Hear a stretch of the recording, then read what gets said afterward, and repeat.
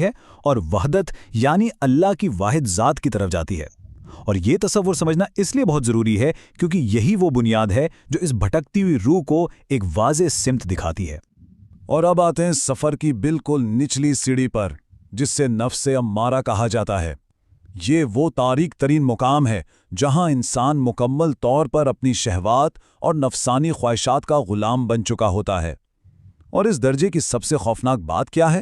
وہ یہ کہ یہاں انسان کو گناہ کرنے کے بعد ذرا برابر بھی ندامت یا کوئی پچھتاوا محسوس نہیں ہوتا۔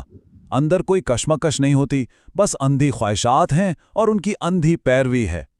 اس بات کی سنگینی کو اگر گہرائی سے سمجھنا ہونا تو قرآن مجید کی اس آیت پر غور کریں۔ سورہ یوسف کی اس آیت میں بالکل واضح الفاظ میں بتا دیا گیا ہے کہ نفس امارہ کی تو فطرت ہی یہی ہے کہ وہ مسلسل برائی کا حکم دیتا ہے۔ یہ آیت نفس کے اس سب سے نچلے مقام کی بالکل درست اور مکمل تصویر کشی کرتی ہے، جہاں انسان اپنی ہی بری فطرت کے ہاتھوں مکمل طور پر بے بس ہوتا ہے۔ آگے بڑھتے ہیں دوسرے حصے کی طرف، بیداری اور شعور۔ یہ جہالت کے اندھیرے سے اندرونی آگاہی تک کا ایک بہت اہم موڑ ہے۔ جب یہ بیداری آتی ہے نا، تو یہ نفس لوامہ کی صورت میں سامنے آتی ہے۔ یہ وہ زبردست مقام ہے جہاں انسان کا ضمیر اچانک جاگ اٹھتا ہے۔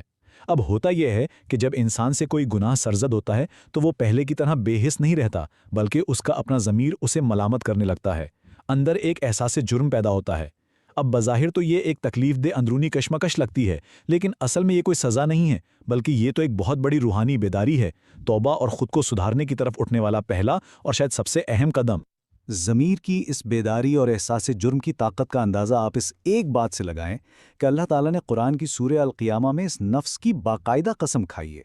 ذرا سوچیں، خود کو ملامت کرنے والا اور اصلاح کی تڑپ رکھنے والا ضمیر اللہ کے نزدیک کس قدر محترم اور طاقتور ہے کہ اسے کلام الہی میں قسم کے طور پر پیش کیا گیا ہے۔ اب اگر ہم ان دونوں ابتدائی درجات کو آمنے سامنے رکھ کر دیکھیں تو فرق بالکل صاف نظر آتا ہے۔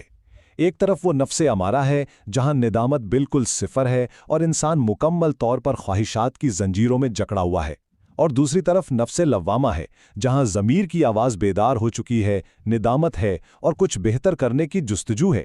یہ تقابل ہمیں دکھاتا ہے کہ روح کا اصل ٹرننگ پوائنٹ کیا ہوتا ہے۔ چلیں اب تیسرے حصے پر بات کرتے ہیں، الہام اور سکون۔ یہ مرحلہ اندر کی بے چینی سے نکل کر سکون کی طرف جانے کا ہے۔ اس سکون کی طرف سفر کا جو اگلا پڑاؤ ہے وہ نفس ملہمہ ہے۔ اس درجے پر آ کر انسان کی روح اتنی صاف ہونے لگتی ہے کہ اب اسے صحیح اور غلط کو سمجھنے کے لیے کسی طویل بحث یا محض عقل پر انحصار نہیں کرنا پڑتا۔ اسے الہام ہونے لگتا ہے، اللہ کی طرف سے براہ راست دل میں نیک اور پاکیزہ خیالات ڈالے جاتے ہیں، جس سے اچھائی اور برائی خود بخود دل پر واضح ہونے لگتی ہے۔ سورہ شمس کی یہ آیت بالکل